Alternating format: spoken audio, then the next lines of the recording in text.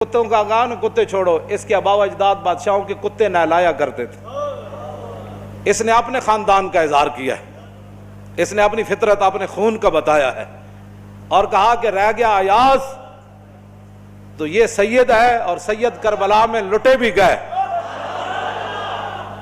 تو اف نہیں کی، اپنا سودا بیچ کر بازار سونا کر گئے، کون سی بستی بسائی تاجران آل بیت۔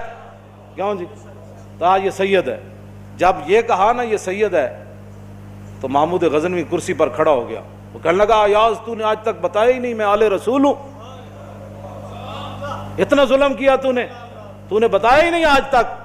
تو حضرت ایاز فرمانے لگے کہ اچھا میرا راز ان بزرگوں نے کھولا تو میں بھی آپ کے سامنے ایک راز کھولنا چاہتا ہوں۔ انہوں نے کہا جی وہ کیا ہے؟ انہوں نے کہا یہ جو بزرگ ہے نا یہ خود حضرت خضر علیہ السلام